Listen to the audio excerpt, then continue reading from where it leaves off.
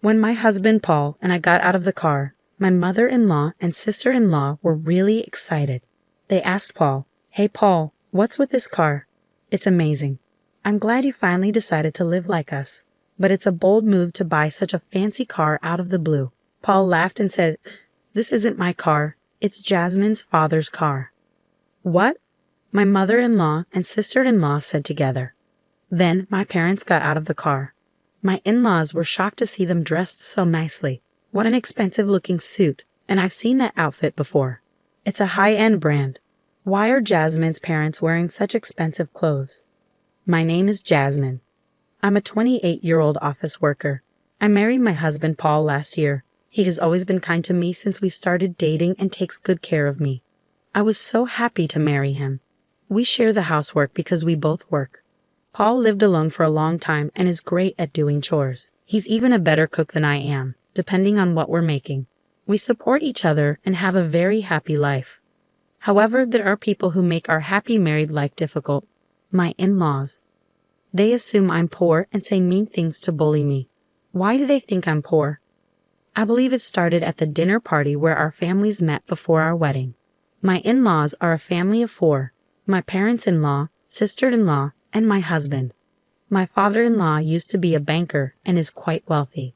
He wears only brand-name clothes. They think wearing expensive things shows status. My husband, however, is different.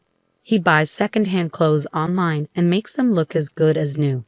When I met my in-laws for the first time, I was surprised by their personalities and tastes, which were so different from my husband's. I even wondered if he was adopted. My husband lived alone for a long time because he didn't share his family's values. He moved out as soon as he started college. Because my in-laws believe being rich is everything, they didn't think highly of me and my parents when they first met us. My father runs a small factory. When my in-laws and sister-in-law found out, they made fun of him.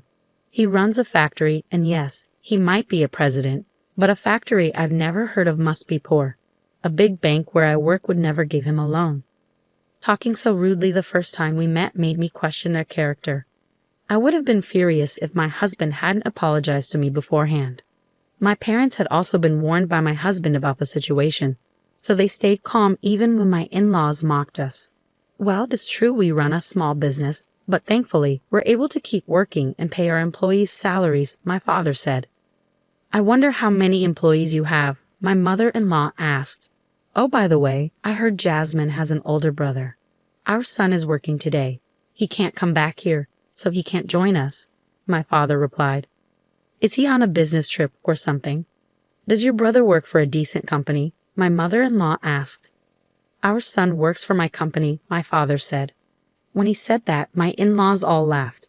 You mean it's a family business? A family that can't even take a day off must not be doing very well. They kept saying terrible things about my family. My husband kept telling them to stop, but they wouldn't listen. So he finally made them end the meeting early.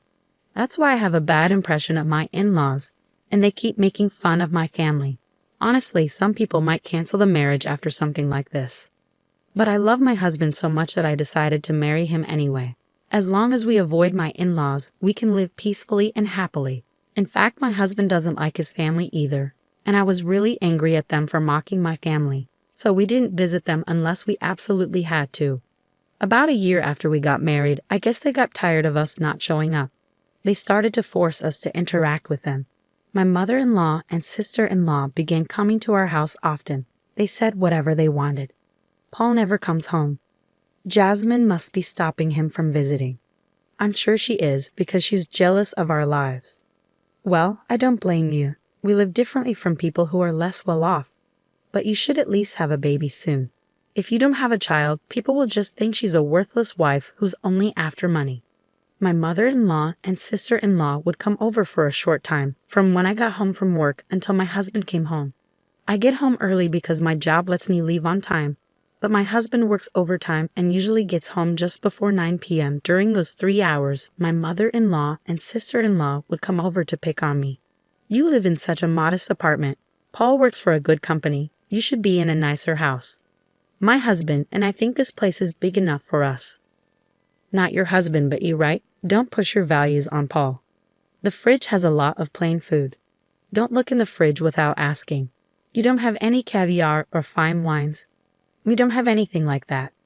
Oh, this is so dull. Why did Paul marry this woman? It's rare to find someone so poor and boring. You can say that, but if you try to touch our money even a little, you'll regret it. We'll make sure you disappear from society. My mother-in-law and sister-in-law would mock me, threaten me, and ridicule me before leaving. I talked to my husband about it, and he would scold them, but they kept coming over without any remorse. They would even show up at my apartment when I came home. I felt depressed every time I had to go home.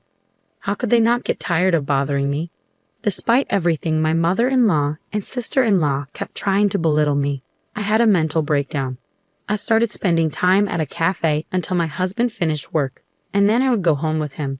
When my mother-in-law and sister-in-law saw me coming home with my husband, they said, "You're like a pest, taking away Paul's freedom like that."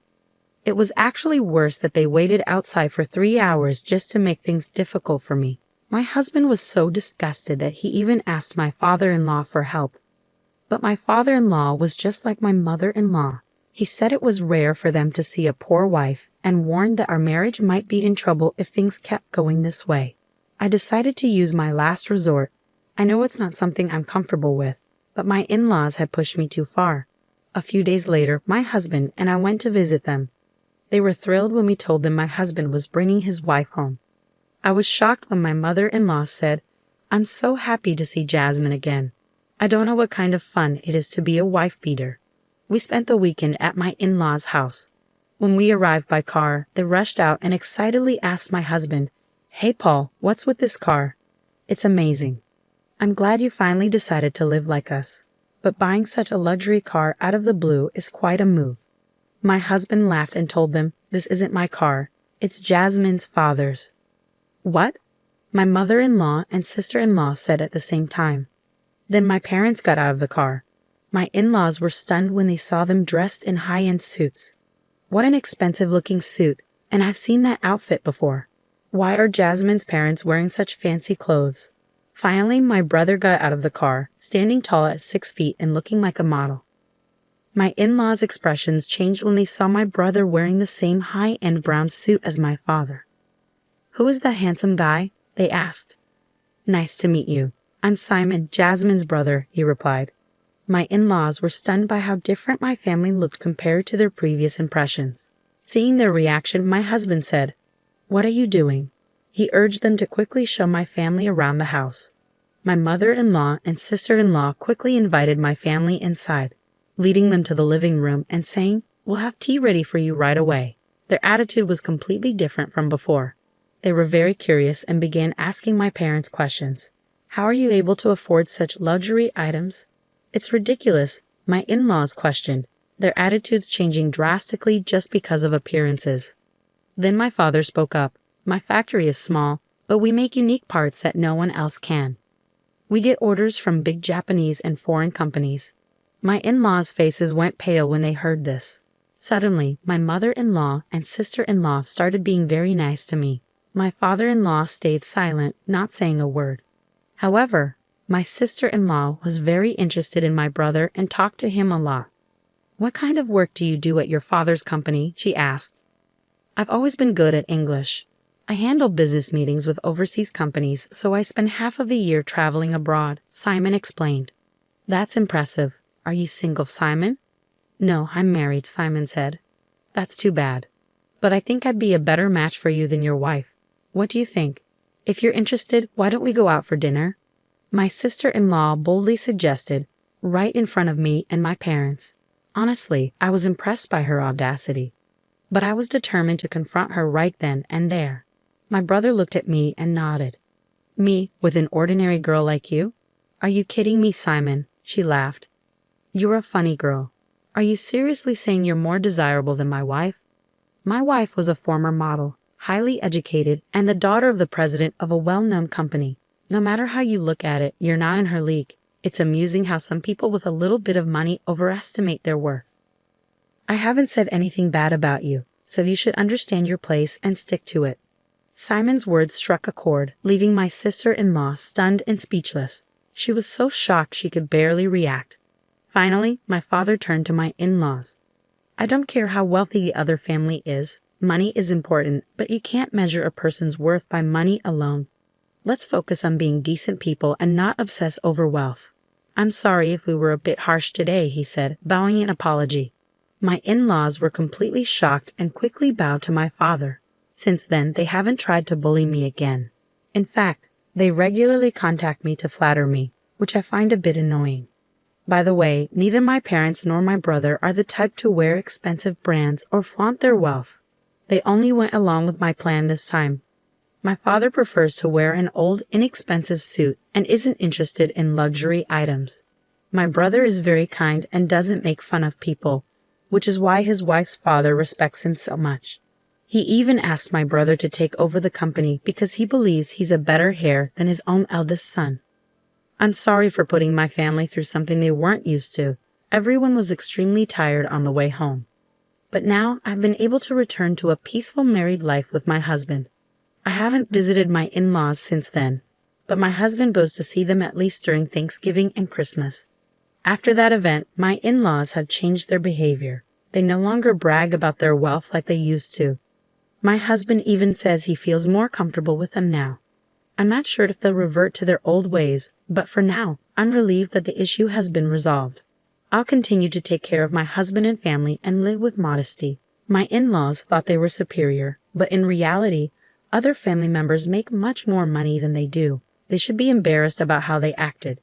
I feel small if I kept trying to put down people who are less fortunate. I don't think people with that attitude would do such things. I'm glad you were able to stand up to your in-laws. I hope you continue to enjoy a happy life with your family.